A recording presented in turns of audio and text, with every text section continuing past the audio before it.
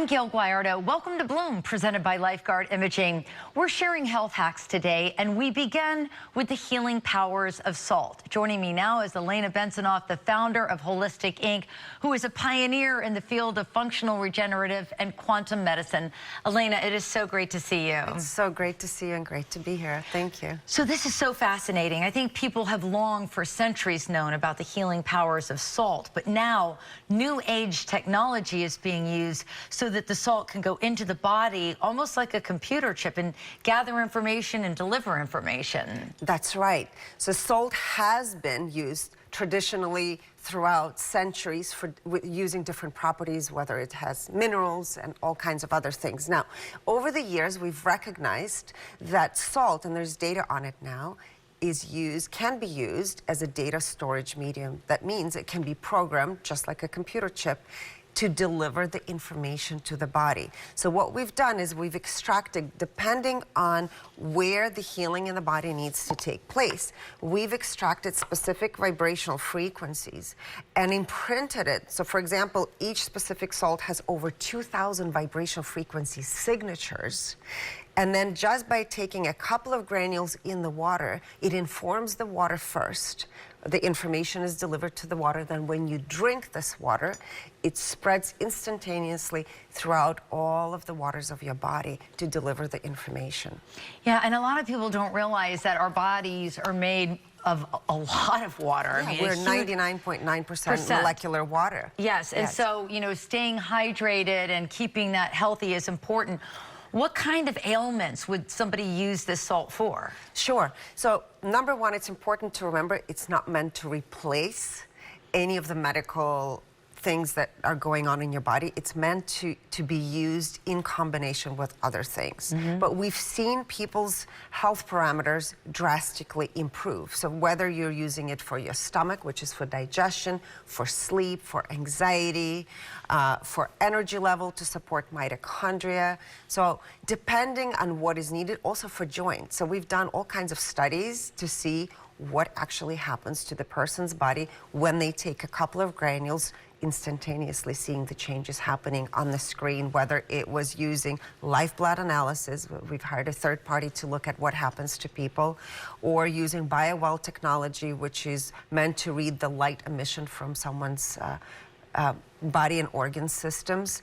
And we've seen, actually we've had case studies where people wear Oura rings. I don't know if you're familiar with these Oura rings. I'm wearing one as we speak. Okay, so we've had people track their sleep and send us videos that their sleep parameters have drastically changed just by incorporating sleep salt. It's comforting to me to hear that you've hired a third party, because there are a lot of products out there that base themselves on studies that they've done themselves, and so you can't necessarily trust that. You need a third party to look at it.